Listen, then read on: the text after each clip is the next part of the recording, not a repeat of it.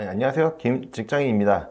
요즘 자신의 본업 외에 여러 가지 부업이나 소소한 일거리 하는 사람이 많아졌다는 것을 예전보다 더 느끼고 있는데요. 누구를 만나도 다들 알게 모르게 부업을 하고 있다는 게 신기해요. 잘 알려주지는 않더라고요. 뭐 설사 직접 하지 않더라도 여러 방면으로 관심을 가지고 있으신 것 같습니다. 여러 가지 일을 해보다가 최근 텔레마케터라는 일을 해봤다고 하는데 사실 텔레마케터라고 딱 들으면은 이제 제가 아는 텔레마케터에 대한 선입견은 별로 좋지는 않았거든요. 그 취업하기는 쉽지만 전화를 걸어서 온갖 그 안 좋은 소리들, 뭐 욕설 같은 거를 견디면서 일정 건수 이상의 계약을 따내거나 물건을 팔지 못하면 뭐 쫓겨나기도 하고 뭐 핀잔을 듣기도 하고요. 거기서 스트레스를 좀 많이 받는다고 알고 있었어요. 그리고 일 시작부터 퇴근까지 계속해서 무작위 외 누군가와 전화를 걸고 받으면서 뭐 약간 팀장급이 배 나온 아저씨가 뒤에 와가지고 계속 감시를 하는, 굉장히 기가 빨리고 어려운 직업이라는 선입견을 좀 가지고 있었습니다. 선입견이 안 좋았으니까 뭐 시도조차도 안 해봤죠. 저는 뭐 제가 하려는 말은 뭐 텔레마케터는 뭐 사실 뭐 그런 일이 아니었다, 뭐 굉장히 좋은 일이었다, 뭐 이런 건 아니고요. 그 선입견을 좀 깬 이야기를 좀 해드리려고 합니다. 일반적으로 아르바이트나 직장처럼 8시, 9시 출근에 6시 퇴근이 아닌 경우가 있다고 하네요. 뭐 회사마다 케이스 바이 케이스겠지만 지인이 다녔던 곳은 아침 10시부터 저녁 4시까지 근무였습니다. 아이가 있는 주부들이 많이 일하는 곳이라서 아이를 유치원이나 학교에 데려다 주고 출근하는 10시를 고려한 것이라고 하네요. 그리고 4시에 퇴근하면 아이가 유치원이나 어린이집 끝나고 뭐 학원을 간다든지 한 다음에 다시 이제 픽업을 할 수 있는 딱 맞는 시간이라고 하네요. 생각보다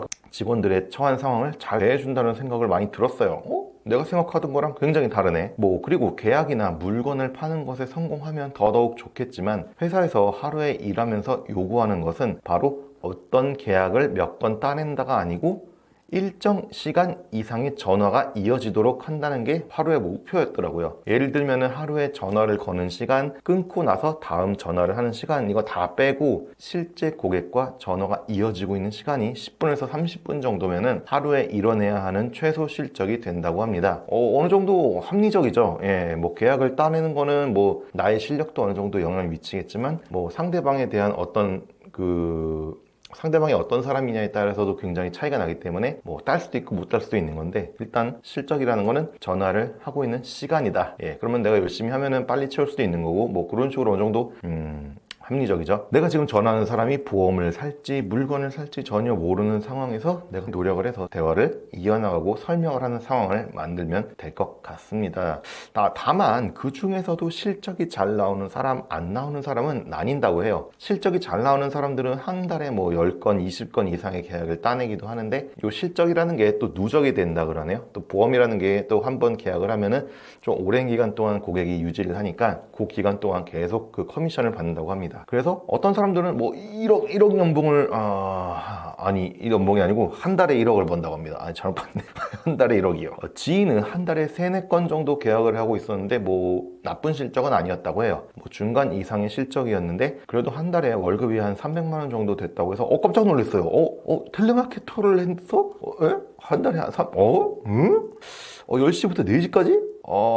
하루 6시간이라고 주 5일 일하는데 300이면은 괜찮지 않아? 괜찮은 것 같은데?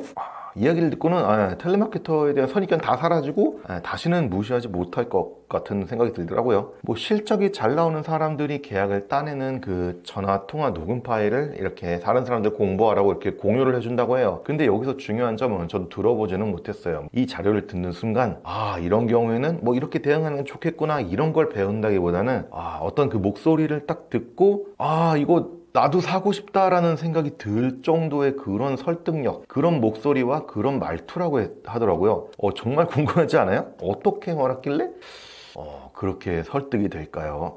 노력에 의해서 만들어진 목소리인지 뭐 재능이었는지는 모르겠지만 그 목소리와 말투를 듣다 보면 자신도 빨려 들어간다는 느낌이, 그런 생각이 든다고 합니다. 뭐 그렇다고 그런 목소리를 내려고 뭐 연습을 한 건 아니겠죠. 목소리는 연습한다고 크게 바뀔 것 같지는 않은데 뭐 기승전 재능이 되어버렸는데, 실제 현실에서는 재능을 무시하기는 힘들어요. 뭐 프로그래머 팀에서도 재능 있는 한 사람이 뭐 10명, 20명 뭐 그 이상의 인원에 일을 더 쉽게 더 빠르게 해내는 경우도 있고요. 뭐 같이 교육을 듣는다고 해도 어떤 동기는 어떤 신입사원은 받아들이는 수준에서 엄청난 차이를 보이기도 합니다. 뭐 제품을 만들어내는 사람도 뭐 어떤 사람은 하루 만에 만들어내는데 어떤 사람은 더 오래 걸리기도 하고요. 이거는 진짜 뭐 노력의 뭐 어느 정도 수준이겠지만 재능이 중요하죠. 나 같은 범인들도 노력을 하면 어느 정도 따라갈 수 있겠지만 현실은 그런 소설이 아닙니다. 내가 노력하는 동안 그들은 나무 밑에서 쉬고 있는 게 아니기 때문이죠. 설사 나무 밑에서 쉬고 있다고 한들 뭐 재충전 해가지고 오면은 끝장이에요. 집니다. 내가 1년에 1%씩 쫓아가서 뭘 어쩌겠습니까? 140살, 150살에 따라잡을 거예요. 아니면 200살?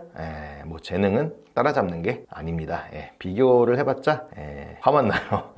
열심히 개인적인 목표를 잡아서 개인적인 성장을 추구하는 것이 아무래도 정신적으로 좋을 것 같습니다. 뭔가 좀 뭐 결론이 좀 이상하네요. 재능이 중요한데 비교해서 뭐 재능 있는 사람을 이기려고 하지 말. 뭐 슬픈 결말이 되어버렸지만 두 가지로 요약해 볼게요. 첫째, 나에게 어떤 재능이 있는지 계속 찾으셔야 합니다. 저는 아직도 모르겠습니다. 둘째, 광고 전화 오면은 10초 이상 받아줍시다.